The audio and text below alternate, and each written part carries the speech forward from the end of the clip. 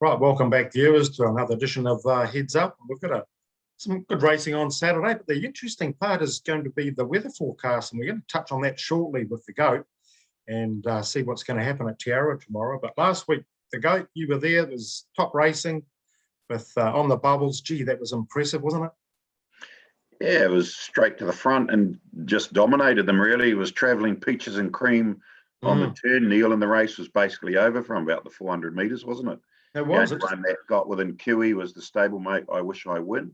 Should go on to be a good 3-year-old, but yeah, that was very dominant performance, and the rest really had no excuses. And the time was really good too. I think it was faster than Shadow's Cast over the same distance.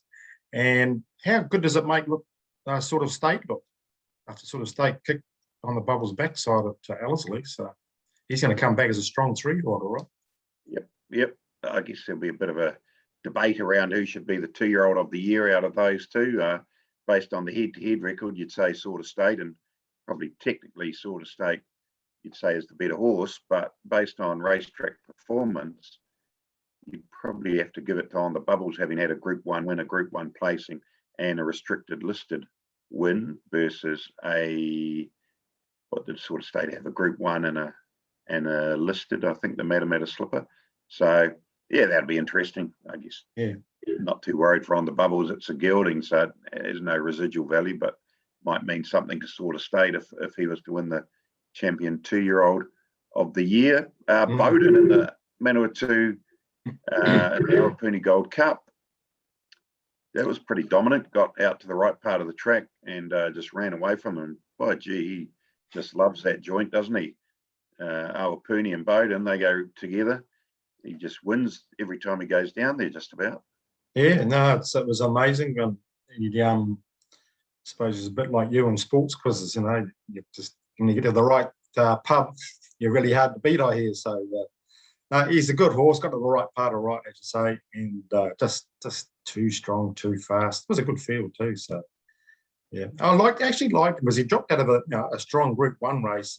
He's a good horse, but anyway, the Blues, they did the right thing for us that Saturday night. So covered the point start. You were pretty keen on them. Yeah, a bit of a lucky cover, I'd say, but we'll take it. We need a bit of luck from time to time. So you're right. Yeah, no, it was good. Bit of an upset on Friday night. The Highlanders upsetting the Crusaders, so that would have put the cat amongst the pigeons. But as we know in sport, no one is unbeatable or invincible. So we'll see how the Crusaders bounce back this week. Yeah, what else happened on Saturday, Neil? You had a quiet day at home, did you? I did. Geez, it's hard to remember back a week, isn't it? That's right. So many things are happening. But did you enjoy lots of Easter eggs? I did, unfortunately. But yeah, once you sort of start those bloody things, you never stop. How about yourself? No, I didn't. I'm not really a chocolate fan, so just as well. No, it was good. Good 10 races and full fields made for good betting at Awapuni. Yeah, the track didn't play exactly according to Hoyle, perhaps, but that's the variables of racing. And I know the betting figures were pretty strong. So yeah, wasn't it amazing with Hold the Press? I thought, did it Hold the Press? Yeah, it looked home for all money. You were counting it at the 200. I was. I thought, well, here we are. This is a nice, good start of the day. Fucking sake of Nottingham gets up in the very last 2 strides. Just probably drifted down towards the fence a bit. Did Hold the Press. So yeah, just 2 strides off the post, you're in trouble. But that's the way it goes sometimes, Neil. Yeah, we all know that. Rightio, tomorrow, gee, we've got a good race at Te Aroha. Only 8 races, small field on the Thoroughbred Breeders' Stakes, but gee, the key has to be the weather forecast, isn't it? Well, not the forecast, the actual weather itself. What's going to happen? Yeah, well, you're saying the forecast at this point in time looks a bit sort of confusing, I guess would be the right word for it. We're a dead 5 and it's suggesting heavy rain. But when you delve into that forecast, the heavy rain they're suggesting is a total of 3 millimetres. Yeah, exactly. It says morning rain and getting heavy in the afternoon and 3 millimetres. So that's not heavy rain. So anyway, I think just a wait and see job, isn't it, really? Yeah, wait and see for sure. But I think all things considered, Avantage, I think it's fairly priced. I don't think $1.80 is unders actually. I think it's a pretty fair price. It's, as we know, she's like a bulldog, and she'll get through whatever the track conditions presented on Saturday. She looks the one, but you got one for a bit of value if perhaps the heavens did open up. Yeah, well, let's have a look at the speed map here. We've got, I'll just bring it up here, share that. Can you see that okay? The speed map? No? I can. Familiar looks like it's going to lead. It does. And we've got Travelling Light will probably go forward. Avantage will likely go forward. And I can see a horse like Syracusa, Levante will go back. Syracusa will be on Avantage's backside. If the rain does come, you know, especially on the day, if it rains on the day there, you've got to get out wide, come to the turn. And if Syracusa, third up, we know she handles a wet track. She's by Sebring, ideal wet track action. Avantage is run second on a slow track in the Livermore, I think it was, behind Melody Bell, which is pretty good form. But I just think Syracusa, if it's sort of a 140 plus track, we do get heavy rain. I think Syracusa is not a probably a realistic chance of winning, but place chance, maybe an upset chance if Avantage has had enough. So anyway, I thought at 10 and 220 she was an each way chance. Yeah. How about yourself? No, I'll be sticking with Avantage. I thought you might. Yeah.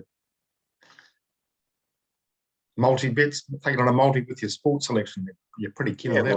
Well, segue into that, and we touched on it. Crusaders, they will be hurting after losing that game at home. Their record following a loss is very strong.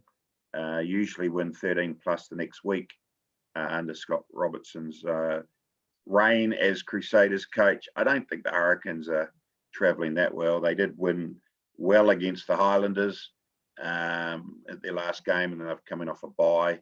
I think the Crusaders will be right up for this game, and they'll be bouncing back. And they'll put the Highland Hurricanes, to the sword, cover the 9.5 point start, which is $1.80, and get their season well and truly back on track. And hopefully, Neil, keep our roll running of 3 in a row of winning sports bets. That's right, yeah. And good chance they'd like to stay fighting back from a bad loss last week. It's got to be. Yeah, I think they took that game a bit too casually, just quietly. So, yeah, I'm sure they won't make that same mistake again, and they'll be winning for sure on Sunday afternoon, 3:30 kickoff from memory. At Christchurch? No, at Wellington. Well, oh, right. Oh, that's interesting. Okay. Weather forecast is crap for the weekend too, so we can even get a good southerly coming through there, make it interesting. Right, and brickbats and bouquets.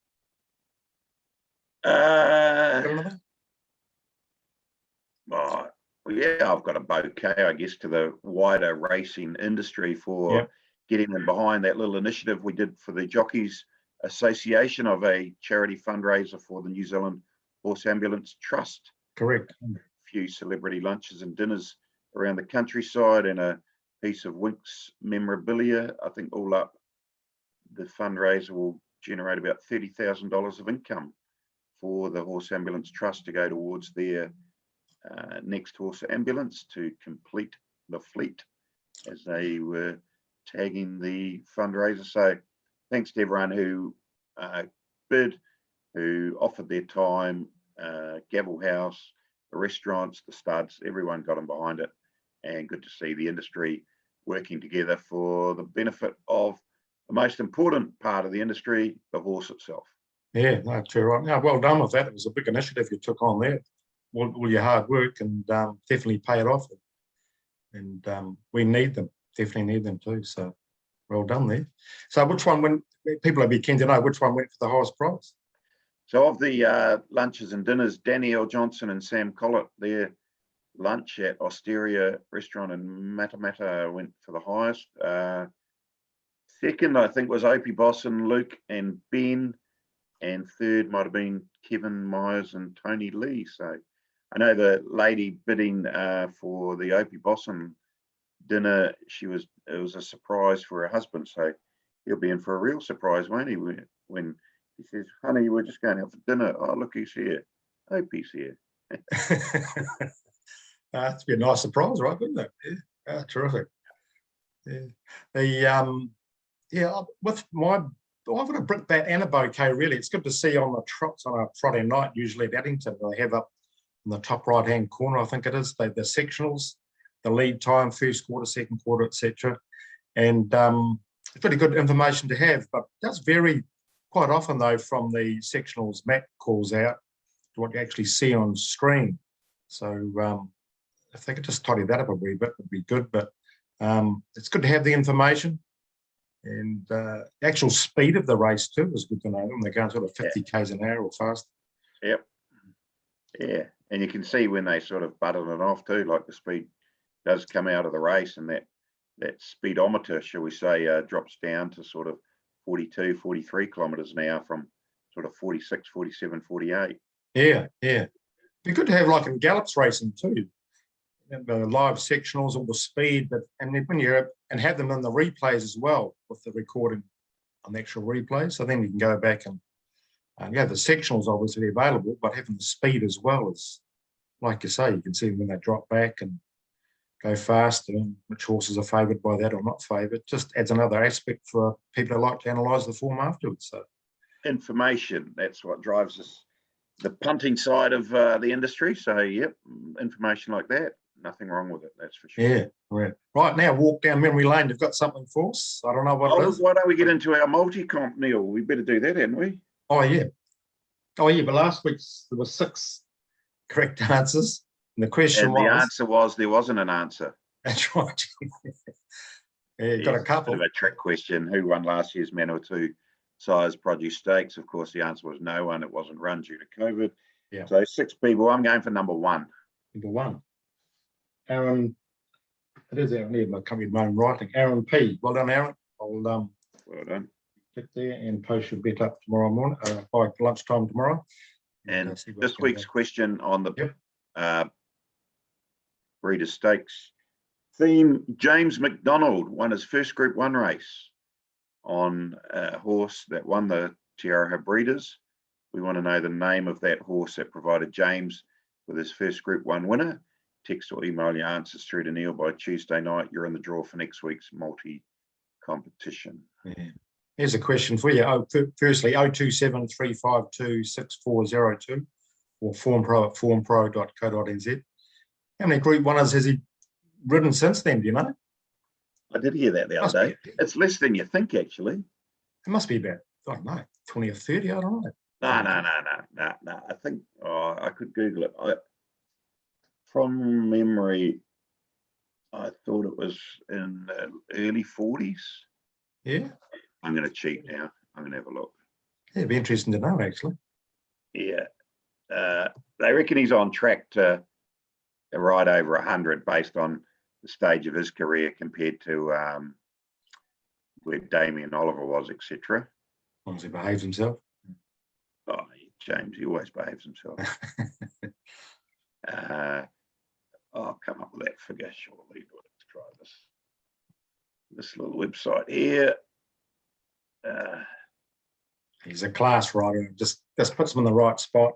And that's why people get him on the Group 1s, just puts him in the right spot, gives a chance. Doesn't make too many mistakes, does he? I think you can't win every race, but I think if you can eliminate your mistakes, you certainly increase your chances of winning races. Yeah. And that's why Danielle Johnson was so good, I think, too. She just puts him in the right spot. You hardly ever see her make a mistake unless it's from a wide draw, which can happen. But yeah, Jonathan Parks, he's riding well at the moment too. Okay, so what's the answer? No, it's not coming up. We'll come back to that. We won't delay the best part of the show, Neil. The part that we seem to get the best feedback for. Yeah, that's walk down memory lane, and I've come up with one for you, Neil. Okay, far Not away. too long ago, the 90s. Oh yeah. Okay. This is a horse that did win Group 1 races. That narrows it down a wee bit. So it's not too obscure at all. It had its first ever start at Wanganui in the opening 2-year-old race of the season. Vandercross? No, he didn't start till the April of his 2-year-old year. All right. And this horse beat a horse who then never got beaten again in New Zealand after that race, and a horse called Our Maze K. So if you can remember who beat Our Maze K in the very first race, and funnily enough, as you would suspect with two very good horses going to war, he was 8 lengths back to third in that particular race. Okay. That hasn't got you yet. No. What is this? Is that a he or he? Is it? No, it's a she. She. It's a she. She then went on to win her next 2 starts as well, so she was unbeaten as a early 2-year-old. Only run 4th in the Matamata Breeders, but then came out and won the 2 Group 1s. So back then, the Manawatu race was before the Ellerslie size produce, as it was then. Yeah. Won those 2 Group 1 races by a total of 23 lengths was the winning margins. Freaking hell. But combined. All right. I should know. Yeah, you should know. And then kind of went off the boil a bit. And this is what I remember and why I brought this horse up, because I backed it this day. Got back into form. Well, it did win the Captain Cook, I guess, but then it also won the New Zealand Breeders at Te Araha when it was only a Group 2, actually. 1997, went straight to the front and just run them into the deck and won that race as well. So this horse was trained at Te Awamutu, often ridden by Gary Grills, father of Craig, of course. I'm sure there's people going, Neil, you must know it. It's what does it start with? Well, it's double barrel, 2 words, both starting with B. Give me the first word. Was trained by Graham Sanders. Oh, what's the first word? Give me the first word. Ballroom. Ballroom Babe. Is that right? Ballroom Babe. Yeah. Ballroom Babe. So yeah. It'd be interesting to ask the owners what they're, obviously they'd say, well, the race, those 3 Group 1s she won in the Group 2, but I reckon they might even say that her best ever win was her first start, being able to beat Our Maze K as a 2-year-old. Yeah. But yeah, there's a horse who, it's surprising the number of horses that we've talked about on this program. Remember Satisfy, who raced in that very first 2-year-old race at Wanganui. You think, how can horses that race and that go on to still be pretty competitive and later in life? But there's a few of them do it, that's for sure. Yeah, they do, don't they? Yeah, I remember that race in Ballroom Babe at Wanganui. She won a few at Wanganui, didn't she? No, I'm pretty sure that was her only start at Wanganui. Oh, figure that up. Oh. Yeah. Ballroom Babe, okay. Babe. Oh, no. She did run in the Wanganui Stakes, what we'd call the Ag Challenge now, I guess, but only ran 6th. That was in 1997. Yeah, doesn't look like that was her only other start at Wanganui. Oh, yeah. But yeah, she definitely liked an off track. Those 2 wins in the 2 Group 1s as a 2-year-old, one on a heavy track and one on a slow track. And yeah, won the Manawatu size by 14 and the Ellerslie size produce by 9 lengths. Amazing. Amazing, right? Don't get that too often. No, maybe once in their career, but not twice like that in top races. Yeah, just got them. Yep. Yeah. So no, Ballroom Babe, a horse that hopefully some of the viewers can remember. Hopefully they got it before you did, Neil. I'm sure many of them would have. It'd be too hard to beat. Right, yeah. So quiet day tomorrow. You're staying home tomorrow? No races? No. We'll be at Te Araha. Is that right? Shit. No rest for the wicked. But we haven't talked about probably the main thing of the weekend, Neil. Oh, the Masters. The Masters. Great golf. I think we both like the same golfer, which is probably not a good sign. But he's battling a bit at the moment. But early days, and we know the cream invariably rises to the top around Augusta. So we're hopeful a man by the name of Justin Thomas can do the business for us. True, right. No, he started off pretty badly, not poorly, I'd say, but he's come back, getting the ball nicely. But I think he'd be a good bet after round 1, because there'll be 4 or 5 off the pace, and he's certainly a capable player, around the greens especially. He knows the track well, so Might be a good bet. Yeah, hopefully you will be. Yeah. So, Gerald, and what? Yeah, keep us in touch with the weather forecast and what's happening there, because be good to see. So you're driving up, eh? Well, driving from Auckland actually. Oh yeah. But Yeah. no, I'll give you the up-to-date forecast when we get on track. You can often see it. It comes over that sort of over the mountains there, or the Mount Tiaraha. And if the rain's coming, you can sort of pick it. So we'll let you know, so you can provide all the latest up-to-date info to your subscribers. Yeah. If I wasn't a lazy bug, I'd go there myself and do my own live updates. I might even do it if it's not too bad, because we'll see anyway. Right, everyone, good punter, and go the Crusaders and go Syracuse for a place, maybe. We'll see.